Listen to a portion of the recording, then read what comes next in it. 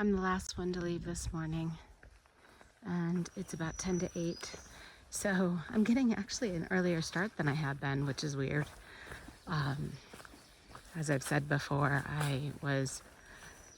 I'm usually the early riser and out and about, but on trail lately, I've just been getting out between 8 and 9.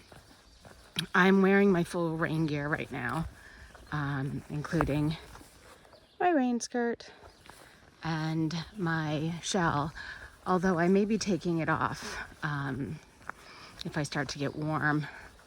It's not even raining currently, but it's supposed to rain and thunderstorm all day. At least that was the weather forecast a few days ago. So as soon as I get into some service, I will check it and see if that is the case. It's actually cooler this morning, which is nice. And I did not look at the terrain, so I don't know what's ahead of me. That's kind of weird.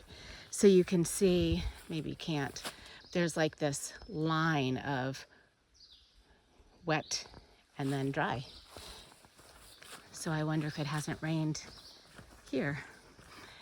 I did not do yoga this morning. The truth is, I really just don't feel like it. I remember hearing a story about another thru-hiker that carried a martial arts sword that he wanted to practice with along trail and just never did, because outside of hiking and doing all the things that you need to do while you're out here, there's just not a lot of extra energy. I did do a couple stretches in the shelter and some twists and back bends, but I didn't do a full practice. And that reminds me of a comment that I received about yoga. And,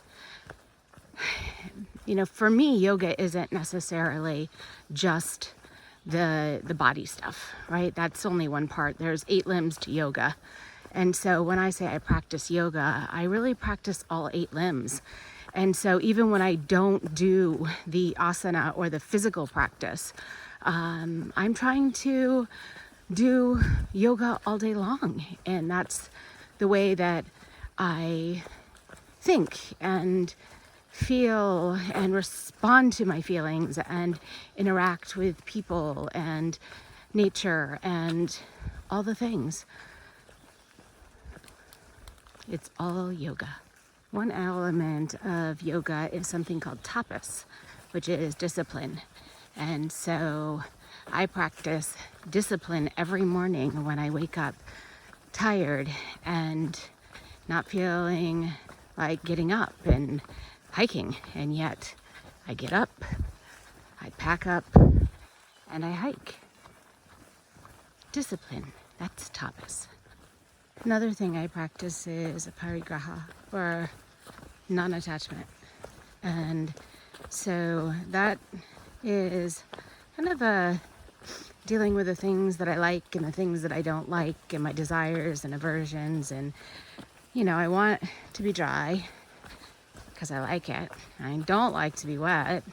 And so I can get attached to this idea of being dry and therefore not be happy, satisfied, content when I'm wet. And so practicing yoga is to have equanimity and having no difference in my state of being, whether I'm wet or dry. And then there's svadhyaya, or self-study. And that's the part where when I am wet, I pay attention to how I respond to that. Do I get sad, frustrated? Do I get scared? What do I do? What are the tools that I have when I'm in that state? And do I use them? What are my resources? Svadhyaya is self-study. Another practice in yoga is the ability to focus your awareness. So I can expand my awareness to everything.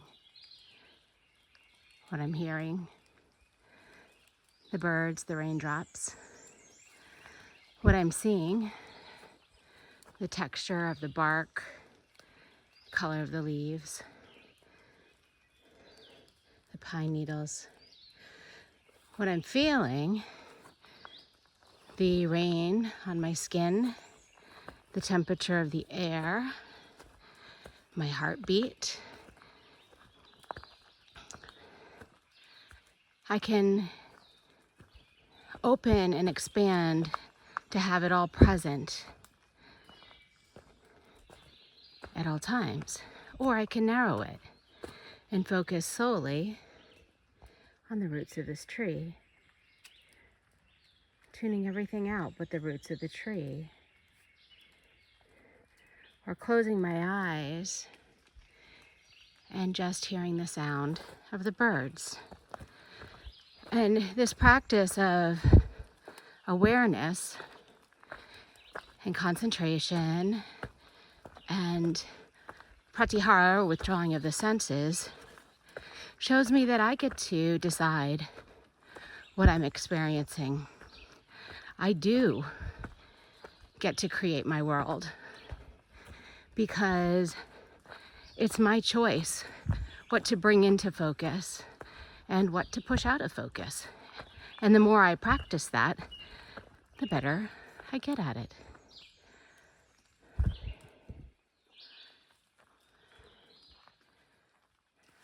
Okay, enough yoga. Well, it's always yoga, but I took my rain gear off because I was starting to climb and I was just getting wet from the inside.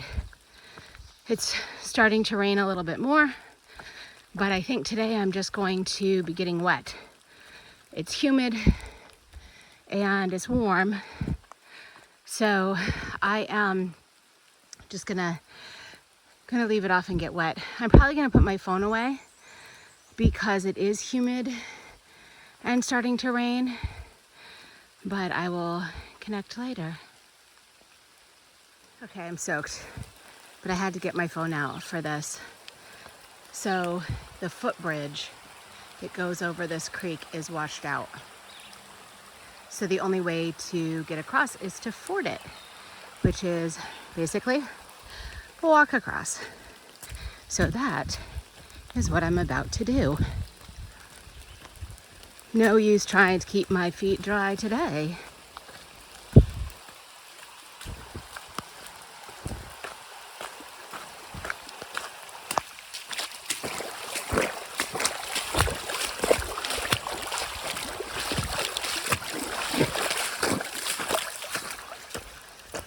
It wasn't too deep and the water was relatively warm.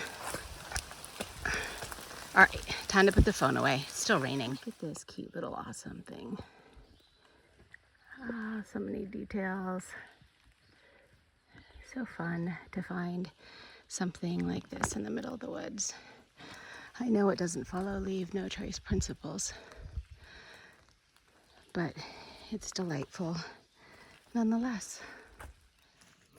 The rain has lightened up, at least momentarily, and I'm soaked all the way down to my bra and underwear. But I've been doing a lot of svadhyaya, self-study this morning. And what I've come to find is that I am not afraid to get wet. There was some anxiety last night and this morning regarding the storm for the next 3 days. And I think that anxiety was because of my experience south in the colder temps and the days of feeling my fingers go numb and being afraid I wouldn't warm up, and yet still being wet and pelted with rain and wind. And there was some fear there. There was a lot of fear there. And what I noticed when paying attention this morning was that there was no fear. There's no fear. I knew I was going to get wet. I've been wet before. I know that when I get to camp, if everything is still wet, I have some dry clothes. I can snuggle down. I will be safe my fingers won't freeze. It's not getting that cold tonight. And so without the fear, playing in the rain is fun, and hiking in the rain is fun. And I don't, yeah, it's been a good morning.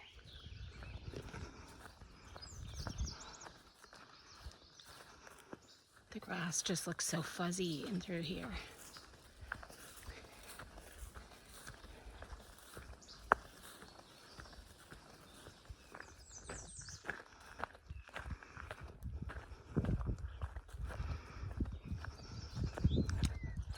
So I can't really see very far in front of me. So I just follow the trail.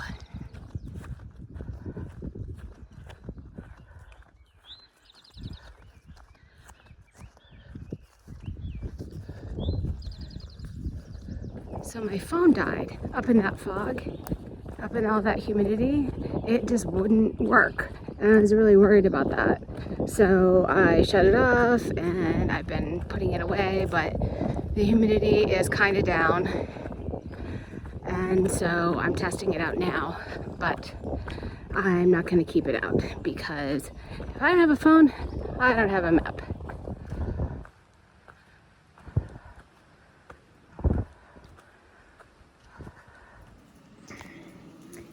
I'm outside at the hostel and I thought I would do just a quick, I don't know, end of day. So my phone died. It was foggy and I think it was the humidity, but all of a sudden it stopped working and said iPhone not available, and I freaked out. So I found some people up at a shelter that were able to call and get me a hostel stay so that I could get my phone to a place where I thought I might even have to replace it. So I just was very nervous. And although I don't have the funds to stay at a hostel, here I am at a hostel. And now my phone is working again, which is good. But I'll have to be really extra careful on those high humidity days, which are going to be the next several days, because it looks like rain, at least for the next 3 days. So yeah, I ended up at a hostel. It's been okay. I'm nervous about spending the extra money, but I'm glad that my phone works. And I'll be headed back to trail tomorrow, and I don't even remember where I left off in my last video. It's been a whirlwind of a day, so I'll just begin again tomorrow.